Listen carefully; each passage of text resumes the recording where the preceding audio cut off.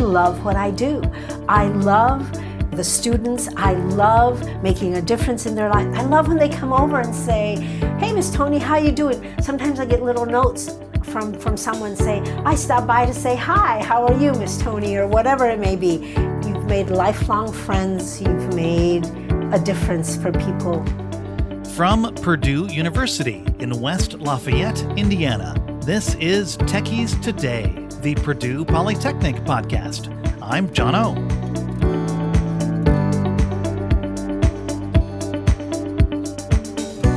At the end of our last episode, you heard a clip from John Gates, Purdue's Vice Provost for Diversity and Inclusion.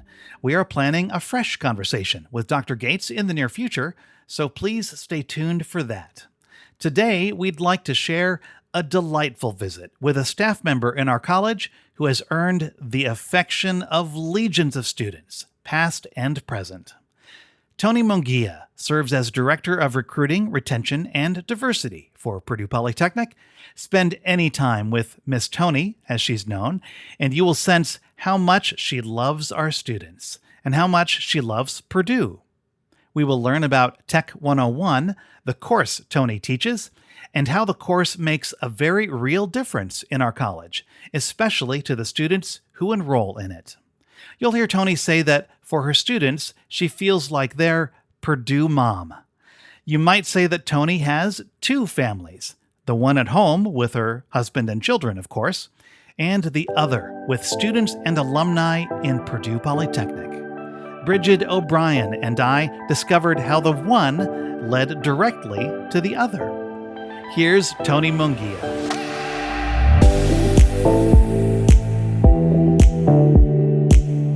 I started college at the University of Illinois in Champaign-Urbana. That's where I met my husband. I was an 18-year-old freshman and first time away from home. It was a good place. Met my husband, ended up getting married.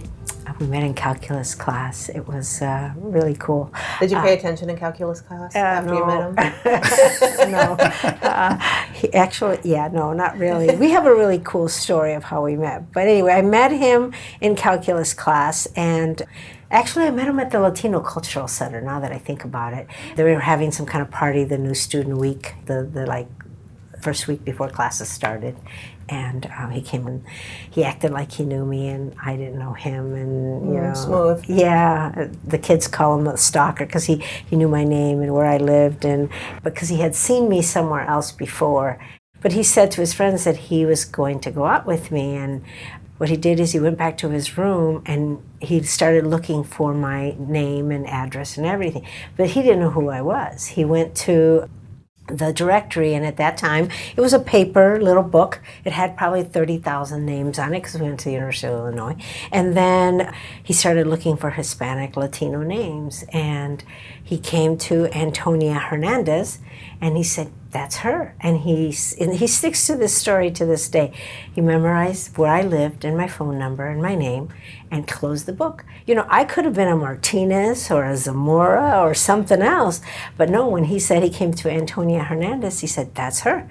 And he closed the book. And then we met at the Latino Cultural Center, and he acted like he knew me, and I didn't know him. I didn't remember I had said hello to him.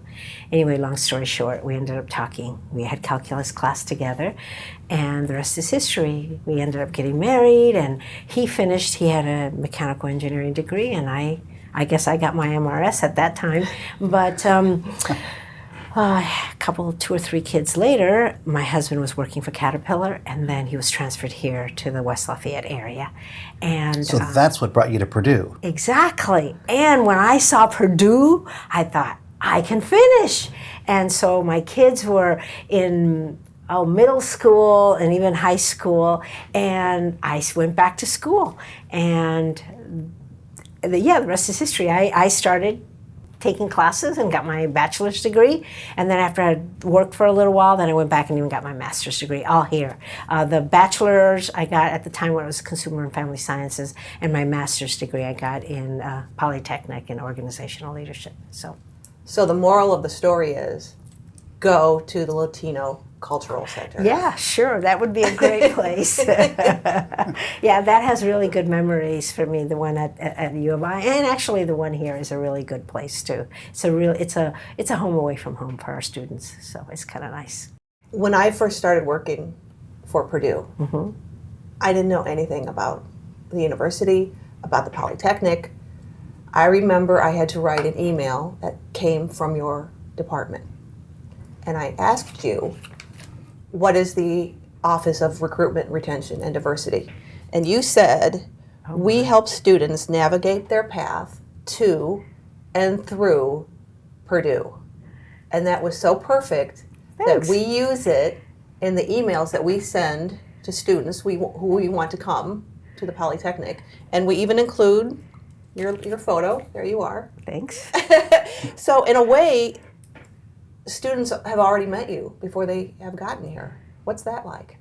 It's cool, but it's kind of scary sometimes because they know who you are, and they'll say, "Hi, Miss Munguia," or "Hi, Toni," and I see so many students and so many people that sometimes I feel bad that I don't know their names. But it is kind of nice. It is nice that they know who I am. And I like to be that kind of person, I guess, that gives information or helps guide them and give them kind of direction. Because this is really key time in their life, you know? This is I've said this many times before to students, they are in a critical crossroad in their life. They've left mom and dad for the very first time, and they're trying to make their own path. And mom and dad are not here, and so that I can be kind of a little bit of a helper in helping them navigate that path or those crossroads is kind of cool. It's kind of nice. My kids are all grown and gone, and so it's like having kids again, and so it's nice. I like that, guidance and direction, because when you look at your title or the name of your team, the first word is recruiting, and so I think that someone who doesn't know what the job is about might think your job is to be a salesperson. You're going to sell Purdue to high school students and sell our product and their customers. Yeah. And sure, that's part of it, but I really like that because this is how we have always known you working together. Your job is guidance and direction for these fresh, young, newly independent minds. Yes, yes. And it is. There many times, I don't know if this is what I want to do, you know. Well, let's take a class or two. Let's see if this is. You can always change your major. And we get so many students from across campus deciding, oh, I'm not sure that this is where I'm at. Or even from exploratory studies coming in to kind of check and see what we're all about. So it's kind of nice. Yeah. Speaking of classes, you teach a class called Tech 101. Yes, Exploring the Possibilities. It's Tech 101, Women in Technology, Exploring the Possibilities. It's a freshman class. It's kind of associated with our Women in Technology learning community. And so this year I had 50 freshmen, basically. I think we have a couple of transfer students every once in a while as well. And in this class, we talk about ways to succeed as a female in technology, in the Polytechnic, and in the real world, being a woman in STEM.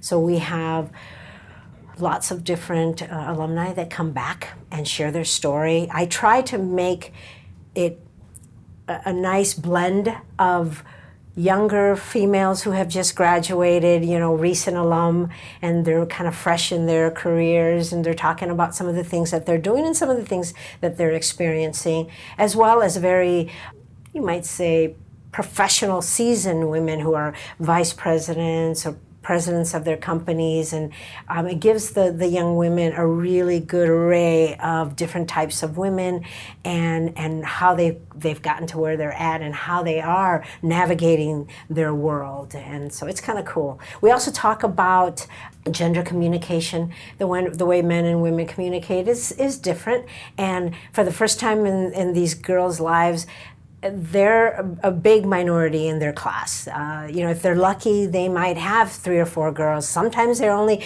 one of them, or maybe there's only one in their lab. And so they have to know how to communicate with the guys and make sure they're getting enough attention to the material and getting the experiences in the labs, whether it's tinkering time or whatever it may be, and how to communicate and learn how the men communicate and how they should communicate and understand their communication. if that made any sense. Because we do communicate differently. There's lots of studies out there that have been done on male and female communication. And so I want to make sure that they understand and that they don't misunderstand what the guys are doing or saying, because sometimes that happens. Can you give us an example of that? How a man would communicate versus how a woman would? Men, if I remember correctly, men tend to bounce around from subject to subject. There are certain topics that they like to discuss, and I can't remember if it's like business and sports and then more personal things, where women like to talk more of the personal, and they like to stay on one subject and kind of go with that subject for a while until it's exhausted kind of thing, and the men are opposite. So sometimes our girls would say, but they're not listening to me. They didn't like my idea. When it was just time to move to another idea because they already heard their idea. So they just kind of bounce around. And so they need to just kind of bring their idea back or make sure that their idea is incorporated. So those are some of the differences when they're communicating. We heard a statistic, and I guess we'll ask you to verify, that students who attend your seminar, your course, are more likely to stay in our college and finish their degree than students who don't. Is that right? Yeah. And why is that? I don't know exactly why, but I have a guess of some of the different reasons. There is a sense of community right from the start. The women get together. They have to do, besides, having the guest speakers, they have to, do a resume writing. Well, they have someone from CCO come in and do a resume writing workshop. They have to go and meet with a female professor in their department. So they connect with a female faculty member right away from the start. There's certain questions that they ask, but that's part of one of their assignments. It's called a professor visitation. Another thing is I want all my women to have a Witty Sisters mentor. So we partner with the Women in Technology Student Organization, and I ask the students in my class to sign up to be a mentee. And so then the Witty Sisters mentors are paired up with someone in my class. So I think it's a combination of lots of different things. They've got a mentor, they're meeting faculty members in their department, other females that have been successful and that they can connect with, other ladies in their major. One of the assignments in my class is picking a company from the top 100 companies in Working Mothers magazine. And so there's usually a group of them, and I try to pair them up according to their majors. So they select one of these companies that are in the top 100 companies for working mothers. And they have to find out about the company's core values. They have to find out about, the core business, why working mothers selected them, why they would want to work there or not work there. They find out about the leadership in this company, all sorts of different things. But the young women have to get together and discuss, and they become friends, and then a lot of them also live in the learning community, and so that's kind of a really good way for them to get to know each other. So like I said before, there's lots of different reasons that maybe they are being retained. They're connecting with faculty, they're connecting with peers, they're connecting with upperclassmen, and then as part of the learning community, I also have lots of activities that we do with them. So we try to do at least one activity a week, try to have lunch with them once a week. We have them come over. We went to Exploration Acres. We go to a play or a convocations event. So we have all sorts of different activities. We went to the music show this year, and again, it builds that community and gives them that sense of belonging, because I think that's really key, is they feel like, yes, Purdue is a place for them and they belong here. I think last year's class, 97% of the students in the class were retained, of the females. When I compared to the students or the females that weren't in my class, only 88%. And just so that our listener understands, by retained you mean stayed in the college? For 1 year after. Okay. Yeah, after they came back for their second year. So that was that first year retention. Young men can take that class as well, yes? Oh, yes, men can take the class. And I've had young men in the class in the past, one or two. I remember one particularly several years ago. Purdue was it was filled and there was no housing available, but I always reserve one room, or one room for a male in case they want to be part. And so we had, in the male side, one room reserved. And so I had a young man, I think it was his advisor, who said, I think women in technology has a room available. So if you want to join the learning community, and at first he was like, but he did. He signed up for it, and then he ended up coming through like one of our programs, the STEM Academic Boot Camp, and he said, Miss Toni, I don't want to go to that class. I says, after the first week, I think you're fine. You know, once you're here, they can't kick you out of your res hall. So if you don't want to be part of the class or you feel uncomfortable, you can drop it. It's okay. And anyway, he ended up coming to the class, and he ended up loving it because he was able also to share his perspective. I still remember when we did like the gender communication, we talked about how men and women communicate, and we talked about tendencies and stereotypes and those types of things. And so he was kind of able to give his perspective, which was kind of nice, and it was helpful. And like I said, he ended up staying in the class the entire year. But I've had others, sometimes I've had 2 or 3 males in I think, no, the most I've ever had is 2 males in the class. So. Yeah, it's okay if they come. Is there a one most typical question that you get from students, whether they're prospective students or current students? And I don't mean a question about logistics of college, like, okay, how much is tuition, or how many credit hours do I need for this, or the like. But I mean a question that draws on your experience and your wisdom. Oh, that's a good question. Question that I get asked. Something repeatedly that you get asked that you find every time a challenge to answer because it's drawing from inside. It's not just a factual question.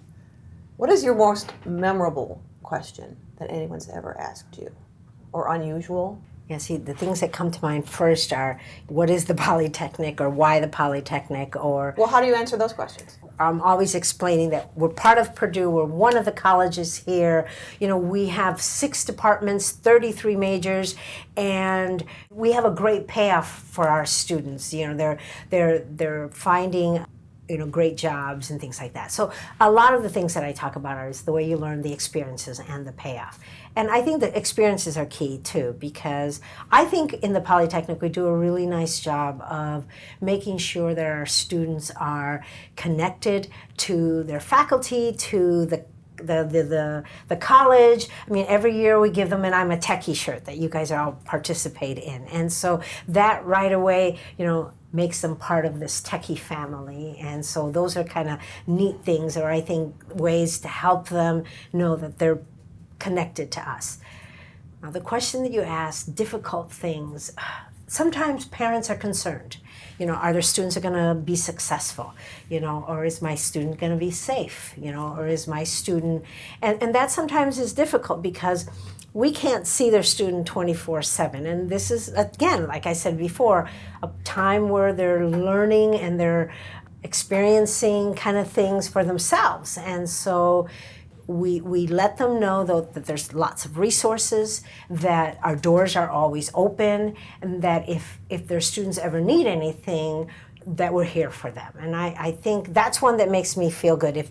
And I let them know, especially parents. There are some parents that you connect with more because they call you over and over again, and they're just wanting to know, is this the right place for their child? And so you get to know the students, and then the students feel comfortable with you, and then they come in and visit and that kind of stuff, which is nice.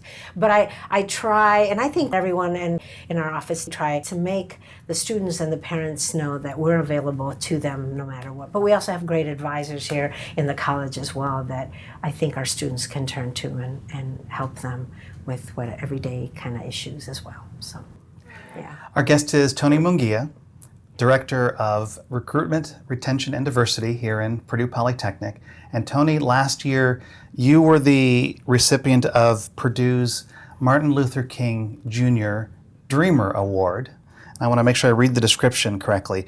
Presented annually to individuals or organizations within the Purdue community whose contributions embody Dr. King's vision of service to others and furthers the university's commitment to diversity and inclusion. What did it mean to you to have received this award? That was a great honor because I do what I do because I love it, you know.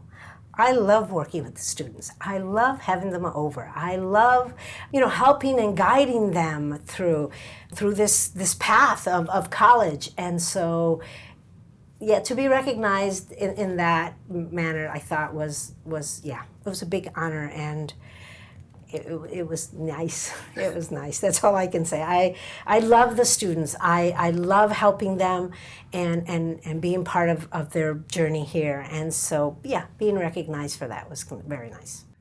So to measure diversity in an organization, the obvious answers are statistical. How many underrepresented minorities are part of the organization, or what is the gender balance between men and women?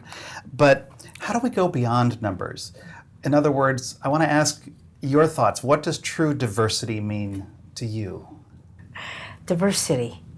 The classic answers, it's inclusion, equity, making sure that students who need certain things are being provided those things to be successful.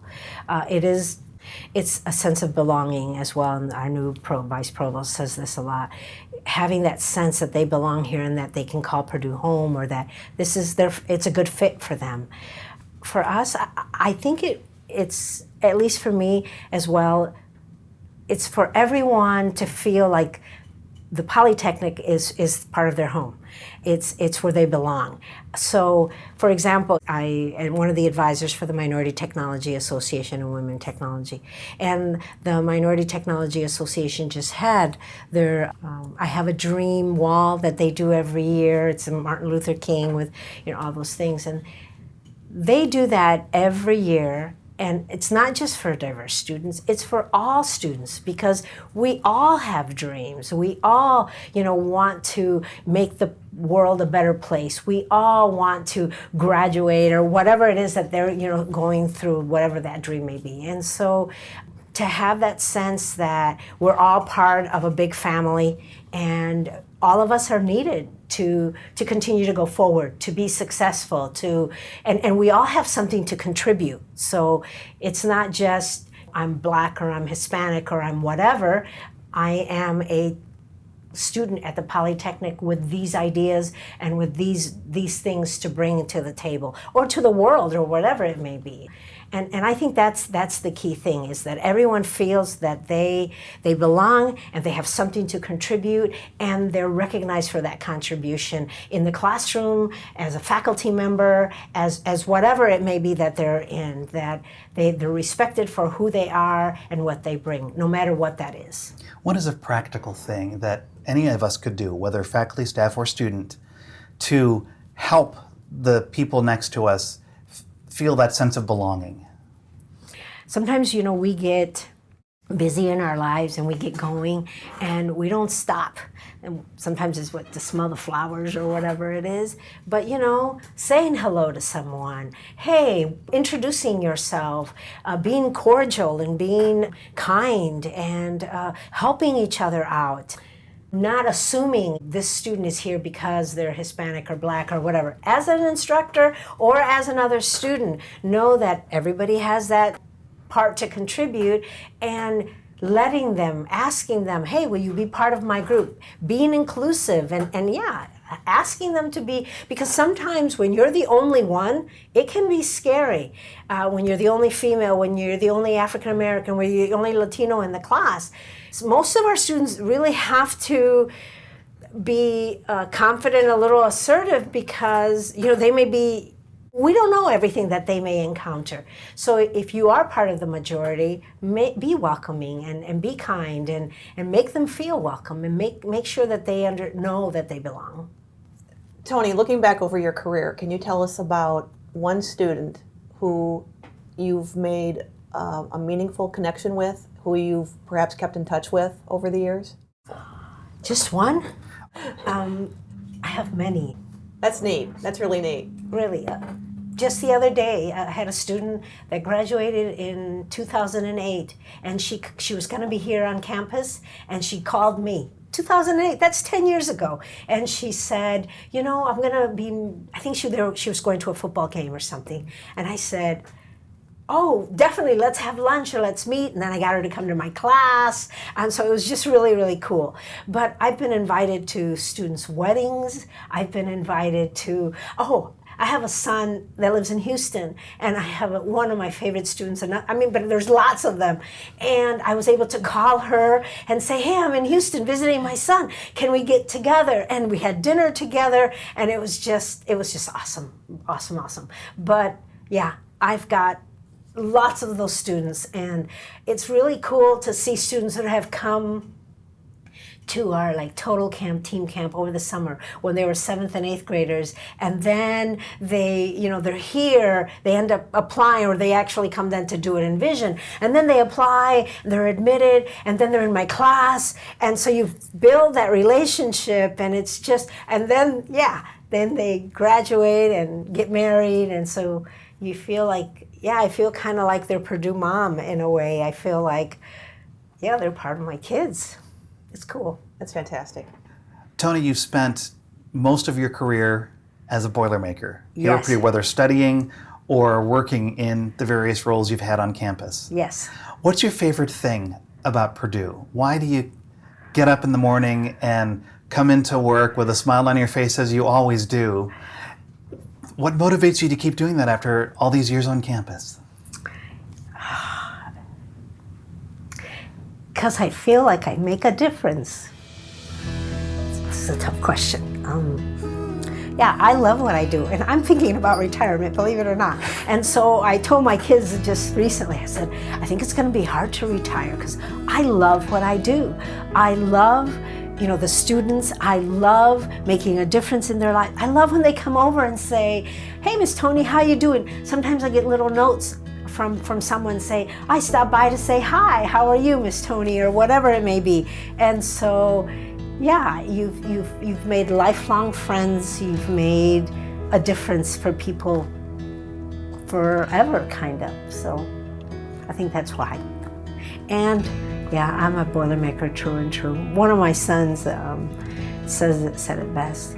We've lived here for a long time, and when he was, I think, a teenager, probably 13, 14 years old, he said, his cousin went to Michigan and invited him to go to the Michigan-Ohio State game.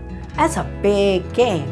And my son said he was at the game, and he looked around and he said, I don't care who wins. It doesn't matter. I love Purdue. I'm a Boilermaker. And that's when he realized that he wanted to come to Purdue, because it didn't matter which of those teams won. But for Purdue, it did matter. So that's kind of, and I think that's it. Yeah, I am a Boilermaker, and I love Purdue.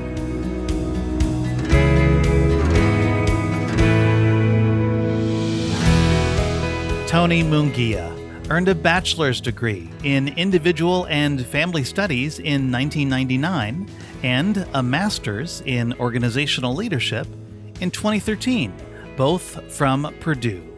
In 2000, she joined the university's staff as Assistant Director of Admissions. She later served for nearly 11 years as Purdue's Director of Diversity Programs. And in early 2015, Toni joined us here in Purdue Polytechnic as Director of Recruitment, Retention, and Diversity. Learn more about Toni by going online to polytechnic.purdue.edu/techies today and look for the hot links under episode 14. Next on the podcast, James Letzinger, a 2013 graduate of our Construction Management Technology program. James has been overseeing construction of the Engineering and Polytechnic Gateway Complex, the state-of-the-art $140 million facility that opens in January 2023. That's next. Techies Today is produced at Purdue University in Purdue Polytechnic's Office of Marketing Communications. The college is on Twitter, Facebook, Instagram, TikTok, and YouTube at Tech Purdue. The podcast is on Twitter and Instagram at Techies Today. We welcome your comments. Send email to techiestoday@purdue.edu. Our executive producer is Melissa Templeton. I'm John O., the podcast's editor and producer. Thank you for listening. That's what's happening for Techies Today.